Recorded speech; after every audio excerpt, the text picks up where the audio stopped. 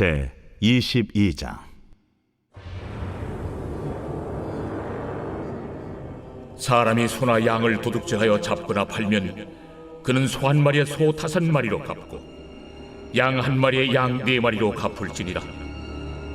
도둑이 뚫고 들어오는 것을 보고 그를 쳐 죽이면 피 흘린 죄가 없으나 해돋은 후에는 피 흘린 죄가 있으리라. 도둑은 반드시 배상할 것이나 배상할 것이 없으면은 그 몸을 팔아 그 도둑질한 것을 배상할 것이요, 도둑질한 것이 살아 그의 손에 있으면 소나 나귀나 양을 막론하고 갑절을 배상할지니라. 사람이 밭에서나 포도원에서 짐승을 먹이다가 자기의 짐승을 놓아 남의 밭에서 먹게 하면 자기 밭에 가장 좋은 것과 자기 포도원에 가장 좋은 것으로 배상할지니라. 불이 나서 가시나무에 댕겨 낯간이나 거두지 못한 곡식이나 밭을 태우면 불러온 자가 반드시 배상할지니라. 사람이 돈이나 물품을 이웃에게 맡겨 지키게 하였다가 그 이웃집에서 도둑을 맞았는데 그 도둑이 잡히면 갑절을 배상할 것이요, 도둑이 잡히지 아니하면 그 집 주인이 재판장 앞에 가서 자기가 그 이웃의 물품에 손댄 여부의 조사를 받을 것이며, 어떤 이런 물건, 즉 소나 나귀나 양이나 의복이나 또는 다른 이런 물건에 대하여 어떤 사람이 이르기를 이것이 그것이라 하면 양편이 재판장 앞에 나아갈 것이요, 재판장이 죄 있다고 하는 자가 그 상대편에게 갑절을 배상할지니라. 사람이 나귀나 소나 양이나 다른 짐승을 이웃에게 맡겨 지키게 하였다가 죽거나 상하거나 끌려가도 본 사람이 없으면은 두 사람 사이에 맡은 자가 이웃의 것에 손을 대지 아니하였다고 여호와께 맹세할 것이요, 그 임자는 그대로 믿을 것이며 그 사람은 배상하지 아니하려니와, 만일 자기에게서 도둑 맞았으면 그 임자에게 배상할 것이며 만일 찢겼으면 그것을 가져다가 증언할 것이요, 그 찢긴 것에 대하여 배상하지 아니할지니라.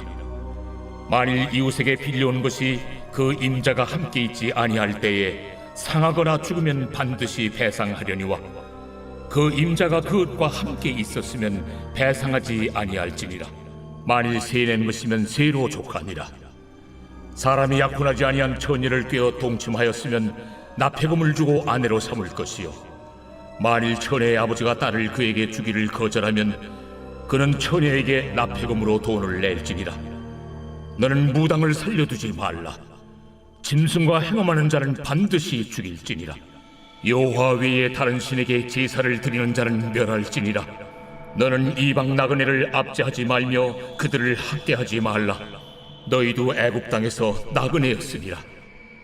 너는 과부나 고아를 해롭게 하지 말라. 내가 만일 그들을 해롭게 함으로 그들이 내게 부르짖으면 내가 반드시 그 부르짖음을 들으리라. 나의 노가 맹렬함으로 내가 칼로 너희를 죽이리니 너희의 아내는 과부가 되고 너희 자녀는 고아가 되리라. 내가 만일 너와 함께한 내 백성 중에서 가난한 자에게 돈을 구워주면 너는 그에게 채권자같이 하지 말며 이자를 받지 말 것이며, 내가 만일 이웃의 옷을 전당 잡거든 해가 지기 전에 그에게 돌려보내라. 그것이 유일한 옷이라. 그것이 그의 알몸을 가릴 옷인즉 그가 무엇을 입고 자겠느냐. 그가 내게 부르짖으면 내가 들으리니 나는 자비로운 자임이니라. 너는 재판장을 모독하지 말며 백성의 지도자를 저주하지 말지니라. 너는 내가 추수한 것과 내가 짜낸 줍을 바치기를 더디하지 말지며 내 처음 난 아들들을 내게 줄지며 내 소와 양도 그와 같이 하되 이랫동안 어미와 함께 있게 하다가 여드레 만에 내게 줄지니라. 너희는 내게 거룩한 사람이 될지니 들에서 짐승에게 찢긴 동물의 고기를 먹지 말고 그것을 개에게 던질지니라. 빛이 있으라. 하루를 말씀으로 시작하는 우리 성도님들 주님의 이름으로 환영하고 축복하고요. 오늘 한 날도 강건하게 살아가시기를 축복합니다. 이제 우리가 하나님의 법을 이제 매일 한 장씩 읽고 며칠을 왔는데 사실 어떤 면에서는 어떤 스토리가 있거나 막 드라마틱한 이런 사건들이 없어서 좀 지루하고 재미가 없을 수도 있지 않나 이런 생각을 좀 잠시 해봤는데, 근데 저는 이제 이게 다시 한번 이렇게 읽으면서 여러분도 그런 마음이 있으실 수 있는데, 정말 하나님께서는 모든 상황들을 굉장히 면밀하게 살피고 계시구나. 그러니까 하나님의 이 섬세함에 좀 놀라게 됩니다.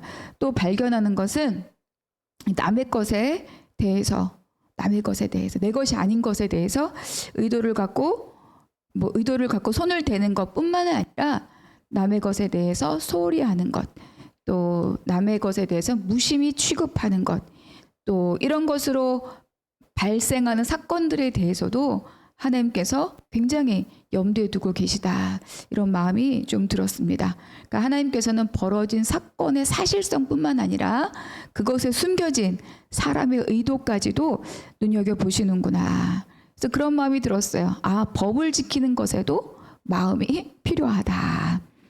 그런 것들이 좀 깨달아졌습니다. 그러니까 내가 몰랐다, 또는 뭐 어쩔 수 없었다, 짐승이 그런 걸 어쩌란 말이냐, 이런 거 전혀 통하지 않는다. 그런 이야기입니다. 자, 그래서 오늘은 이제 도둑질 1장부터 15절 도둑질에 대해서 이제 말씀하고 있습니다. 1절, 사람이 소나 양을 도둑질하여 잡거나 팔면 그는 소 한 마리에 소 5마리로 갚고 양 한 마리에 양 4마리로 갚을지니라. 그러니까 15절까지는 모든 도둑질에 대해서 하나님은 다 배상 책임을 말씀하고 계셔. 다 배상 책임을 지우고 있죠. 여기서 보니까 소는 5마리로 갚고 양은 4마리로 갚도록 해라. 그러니까 하나 훔쳤는데 5마리로, 하나 훔쳤는데 4마리로. 그러니까 이 배상이 굉장히 좀 과하고 무겁다고 생각될 수도 있죠. 근데 여러분 생각해 보세요. 살아있고 덩치가 큰 이 짐승들을 훔쳐서 팔거나 그것을 잡아 먹었다. 이거는 굉장히 치밀하고 계획적인 의도가 있었다는 것을 전제하고 있는 거죠. 그렇게 판단이 되었기 때문에, 또 하나는 그렇게 배상을 무겁게 함으로 이 도둑질을 하지 못하도록 하는 예방적 차원, 이 2가지가 다 여기 있습니다. 감히 엄두를 못 내도록 하는 거예요. 그리고 또 피해를 받은 자에게 재물의 손실에 대한 것뿐만 아니라 그 정신적인 피해에 대한 보상도 넉넉하게 해주고 있는 거죠. 그래서 한 마리, 그러니까 그 사람이 한 마리 훔쳤는데 5마리냐, 이거는 그 훔친 자가 변명할 수 있는 거지만, 하나님은 그 한 마리를 훔치기 위해서 여러 가지를 계획하고 살피고 가졌던 그 마음의 의도와 동기들을 하나님은 무겁게 보고 계시다, 이렇게 볼 수 있습니다. 그리고 이제 그 집에 뚫고 들어온 도둑에 대해서, 그 도둑을 이제 도둑의 위협으로부터 지키기 위해서 도둑을 쳐 죽인 일, 그것이 밤이냐 낮이냐에 따라서 거기에 대한 하나님의 판단이 다릅니다. 그러니까 밤이냐 낮이냐에 따라 정당방위냐 살인의 죄를 물을 것이냐가 달라진다는 거죠. 이것은 뭐냐면 범죄자이기 때문에 마땅히 내 손으로 죽여도 된다라는 생각을 못하게 하는 거예요.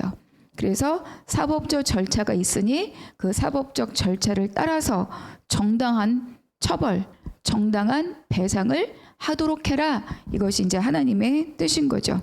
그래서 그 도둑은 어떤 경우에라도 반드시 배상을 해야 했고, 배상할 능력이 없으면 자기가 몸을 팔아서라도 그 집에 종이 되어서라도 그 배상을 치르도록, 그 값을 치르도록 했습니다. 그러니까 이것은 피해자가 억울함이 없도록 하는 것이고, 또 도둑질처럼 비정상적인 그러한 소득을 얻지 못하도록, 그러니까 정당한 대가를 치른 재물만 하나님이 인정하신다. 이러한 어떤 노동에 대한 하나님의 말씀들을 이 규범 안에서 발견할 수 있는 거죠. 그런데 이제 이런 법규, 사법적 절차에게 맡기고 그 판단에 따른 이러한 법규가 잘 무리 없이 이렇게 흘러가고 그것이 통용되려면 이 공동체 안에서 이 사법적 절차가 공정하다는 인식, 공정해야 되고 또 그에 대한 판단에 대한 신뢰가 있을 때 이런 것들이 다 원활하게 진행될 수 있는 거죠. 그러니까 전반적인 이 사회 시스템이 건강해야 된다. 그러니까 하나님 두신 모든 법규는 제사장 나라 하나님의 거룩한 백성으로 살아가기 위한 전체적인 사회 정의를 말씀하고 있다. 만약에 사법적 절차나 이런 사회 정의가 막 부정하고 그렇다면 어느 누가 이것을 그런 어떤 하나님의 명령의 절차에 맡기겠습니까? 그러니까 이런 것들이 잘 유지되려면 기본적인 모든 원칙과 질서들이 공정하게 정의롭게 흘러가야 된다. 그리고 이제 이어서 나오는 내용들이 뭐예요? 짐승을 놓아서 다른 밭에서 먹게 하는 경우, 또 불을 내서 추수하지 못한 곡식을 또 밭을 태운 경우, 또 맡긴 물건을 도둑 맞는 경우, 또 뭐 여러 가지 것들 다 말씀하고 있죠. 그러니까 여기서는 이 범죄의 고의성 여부를 판단합니다. 그리고 고의성 여부뿐만 아니라 예기치 못했던 상황까지, 예기치 못했던 상황에 발생한 것까지 낱낱이 다 살펴서 재판하고 배상할 것과 배상하지 않아야 될 것들을 다 판결하게 되어 있죠. 그러니까 하나님께서는 피해 사실과 더불어서 그 사건에 대한 사람들의 마음의 동기까지도 면밀하게 살펴보고 계시다는 것을 우리에게 말씀해 주고 있습니다. 그러니까 이것은 이제 하나님의 백성으로 하나님의 통치 아래 거룩한 백성으로 살아가고 또 그러한 사회를 이루고 또 하나님과 언약을 맺기 위해서 우리의 삶의 기본적인 태도가 어떠해야 되냐를 우리에게 말씀을 하고 계신 거죠. 그러니까 법규보다 하나님을 신뢰하고 하나님을 사랑하고 사람을 존대하고 존중히 여기는 그것이 이 법규보다 더 기본적인 원칙과 질서라는 것을 우리에게 말씀해 주고 있습니다. 법보다 마음이 먼저이다. 16절 17절 사람이 약혼하지 아니한 처녀를 꾀어 동침하였으면 납폐금을 주고 아내로 삼을 것이요 만일 처녀의 아버지가 딸을 그에게 주기를 거절하면 그는 처녀에게 납폐금으로 돈을 낼지니라.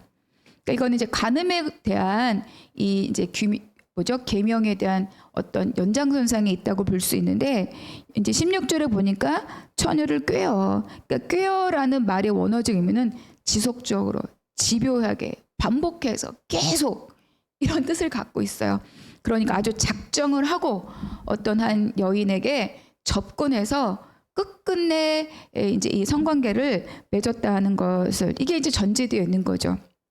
그러한 경우 집창금을 주 아내로 삼아라. 그러니까 그렇게 여인의 순결을 가져갔으니까 지참금을 내고 아내로 삼아라. 이게 첫 번째고 만약에 그 처녀의 아버지가 이 딸을 주기를 거절하는 경우 나는 너를 사위 삼을 수 없다. 이렇게 거절하는 경우는 납폐금만큼에 해당하는 돈을 이 딸에게 지불해라. 이렇게 말씀하는 겁니다. 그러니까 이것은 이제 당시 문화가 딸도 역시 이 아버지의 소유물 그 가정의 재산처럼 취급되었기 때문에 그러니까 아버지의 절대적인 권한 아래에 이 딸이라는 존재가 있는 거죠. 그러니까 지금의 세대에는 이러한 딸, 여성 이것의 입지를 지금 우리 어떤 이런 문화에서는 수용하기 어렵지만 그러나 그럼에도 불구하고 속임당해서 간강당한 이 여성이 이것을 혼자 감당하게 두지 않고 이것을 또 보상받을 수 있는 그리고 또 법적으로 이런 보상받을 수 있는 법적 보장을 주셨다는 것이 되게 놀라운 하나님의 법인 거죠. 지금도 사실은 이런 것들이 공정하게 또는 정당하게 또는 공개적으로 이렇게 진행되기가 참 어려운 세상인데 하나님께서는 그 당시에 어떤 사회적 또 어떤 제도가 있지만 그것을 뛰어넘어서 결국은 하나님의 사람, 하나님의 백성의 그 존재를 존귀히 여기시는 법을 우리에게 말씀해 주고 계시다. 18절 너는 무당을 살려두지 말라. 짐승과 행음하는 자는 반드시 죽일지니라. 여호와 외에 다른 신에게 제사를 드린 자는 멸할지니라. 그러니까 무당은 뭐예요? 사람의 마음을 미혹하게 하고 우상을 숭배하도록 하는 게 바로 무당입니다. 반드시 죽이라. 그러니까 우상 숭배는 영적 간음이기 때문에 하나님께서 굉장히 미워하시는 죄입니다. 이 간음, 우상 숭배, 또 앞서 있었던 간음 다 하나님께서 굉장히 미워하시고 싫어하시는, 물론 모든 죄를 다 싫어하시지만 유독 더 강력하게 말씀하시는 죄인 거죠. 또 짐승과 행음하는 자는 반드시 죽여라. 그러니까 성관계라고 하는 것은 한 명의 남자 그리고 한 명의 여자의 연합을 통해서 가정을 이루고 오직 그 두 사람에게서만 허락된 이런 아름다운 관계가 바로 이 성관계입니다. 그러니까 하나님께서는 하나님의 형상을 따라 사람을 지으셨고 한 남자와 한 여자가 만나서 가정을 이루게 하시고 그 두 사람의 연합을 통해 또 다른 하나님의 형상이 태어나기를 원하시는 거죠. 그래서 부부의 연합, 가정을 통해 하나님의 형상으로 생육, 번성, 충만하라. 이것이 이제 하나님의 명령인 겁니다. 그리고 그것을 위해서 결혼 제도를 만드시고 가정을 만드셨죠. 그러니까 이것을 벗어나는 모든 이 성관계는 하나님이 절대로 기뻐하시지 않는, 그러니까 하나님의 구속사를 거역하고 하나님의 창조 질서를 무너뜨리는 일이다. 반드시 죽일지니라. 이렇게 말씀하고 있습니다. 그러니까 하나님의 제사장 나라, 하나님의 거룩한 백성은 어떤 경우에도 미혹되지 않고 또 부부가 아닌 불륜, 간음 이런 것들 다 우리는 거절해야 됩니다. 그리고 이어서 나오는 말씀은 사회적인 약자들에 대한 보호 규정인 거죠. 너는 이방 나그네를 압제하지 말며 그들을 학대하지 말라. 너희도 애굽 땅에서 나그네였음이라. 너는 과부나 고아를 해롭게 하지 말라. 내가 만일 그들을 해롭게 함으로 그들이 내게 부르짖으면 내가 반드시 그 부르짖음을 들으리라. 이제 이스라엘 백성들에게 하나님의 법을 주면서 너도 누구였냐? 너희도 애굽에서 나그네였다. 너희도 애굽에서 종이었다. 내가 너희를 이끌어낸, 인도해낸 너희의 하나님 여호와다. 이것이 이제 하나님과 이스라엘 백성의 관계 출발이잖아요. 사실 우리도 하나님이 아니었으면 학대받는 종이었던 거죠. 나그네와 과부와 고아를 학대하고 차별하지 말라 이렇게 말씀하십니다. 그러니까 보호자가 없는 자들, 자기를 방어할 힘이 없는 자들, 그들은 이제 신체적인 학대, 정서적인 학대, 경제적인 학대, 이런 어떤 학대에 굉장히 쉽게 노출될 수 있는 사람들인데, 하나님께서는 하나님의 거룩한 백성들은 이들을 지키고 보호하고 돌봐야 할 책임이 있다 이렇게 말씀하십니다. 그렇다면 지금 내 주변에 내 이웃들 중에 고아와 과부와 나그네는 누구인가? 멀리 물론 어려운 환경에서 일하고 있는 외국인 노동자, 또 이런 여러 부류의 사람들도 생각할 수 있지만, 또 내 주변에서 또 영적 고갈로 낙심하고 있는 자, 외로워하는 자, 마음이 무너져서 살 길을 찾지 못하고 헤매고 있는 자, 다 뭐예요? 다 우리가 돌보아야 될 나그네와 고아와 객입니다. 그러니까 그들을 돌보고 또 그들을 또 살리고 복음을 전하고 참 생명을 얻게 하고 살아나게 하고, 이것이 우리 모두의 책임이라는 것을 우리가 기억해야 됩니다. 그러니까 이것과 연장되어서 가난한 자에게 이자를 받을 요량으로 돈을 꾸어주지 말라. 그리고 막 채권자처럼 막 닥달하고, 그렇죠? 그리고 막 꼭 필요한 절대적인 필요를 그걸 이용물로, 담보물로 삼지 말라 이렇게 말씀하신 겁니다. 그러니까 가난하다는 이유로 최소한의 인간으로서의 존엄을 빼앗지 말라. 그 생활의 절대적인 아주 기초적인 그런 필요를 빼앗지 말라 이렇게 말씀하고 있습니다. 굉장히 중요한 경고예요. 요즘 소위 말하는 뭐 갑질, 일진, 뭐 이런 사회적 단어들이 막 우리 사회에 마치 가장 핵심적인 단어처럼 우리 사회에 둥둥둥둥 떠다니고 그것으로 인한 가슴 아픈 사건들도 많이 있는데 우리는 이런 것들 먼저 믿는 자로서 이것에 대한 책임을 가져야 됩니다. 기도의 책임. 또 내가 속해 있는 모든 자리에서는 그런 일들이 벌어지지 않도록 또 내가 먼저 보호자가 되고 방어막이 되어주는 책임, 이런 것들이 우리에게 있다는 것을 우리가 기억하고 또 이런 일들에 대해서 우리는 또 열심히 기도해야 됩니다.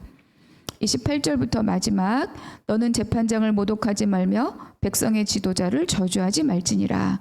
너는 내가 추수한 것과 내가 짜낸 즙을 바치기를 더디하지 말지며 내 처음 난 아들들을 내게 줄지며 내 소와 양도 그와 같이 하되 이래 동안 어미와 함께 있게 하다가 여드레 만에 내게 줄지니라. 너희는 내게 거룩한 사람이 될지니 들에서 짐승에게 찢긴 동물의 고기를 먹지 말고 그것을 개에게 던질지니라. 그러니까 이제 하나님 앞에서 우리가 지켜야 될 여러 가지 이제 도리들을 말씀해 주고 있습니다. 우리가 28절은 18장 그 리더십에 대한 강요에서 나누었던 것처럼 하나님이 세우신 지도자에 대한 존중함이 있어야 되죠. 하나님의 세우신 영적 질서를 따르고 지키는 것은 우리가 하나님의 백성으로서 꼭 가져야 될 태도입니다. 그리고 이제 마지막 19절 31절, 그러니까 하나님께 드려야 할 제물들을 사람들이 취할 수 없다, 이렇게 말씀하는 거죠.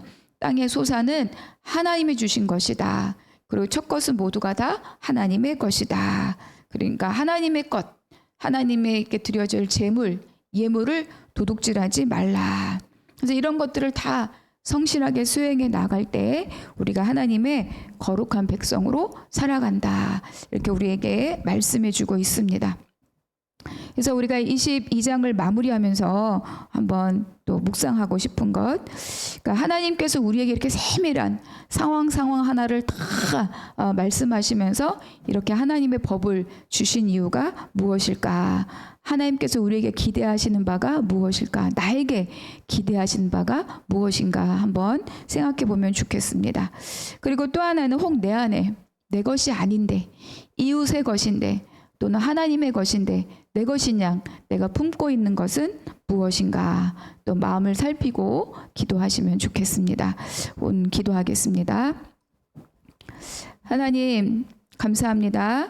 오늘 말씀을 읽으며 도둑질은 눈에 보이는 것만이 도둑질이 아니라 내 마음에 하나님의 것을 품고 있는 것도 도둑질이고, 또 하나님께서는 벌어진 사건뿐만 아니라 그 속에 숨어있는 우리의 마음의 동기까지도 면밀하게 살피시는 분이라는 것을 깨닫게 하여 주셔서 감사합니다. 하나님, 내가 오늘로 입으로만이 아니라 삶으로 마음으로 주의 법을 지키며 이웃을 존대하고 하나님을 사랑하는 한 날을 보내도록 도와주시옵소서. 모든 것을 감사하고 우리 주 예수 그리스도의 이름으로 기도하옵나이다. 아멘.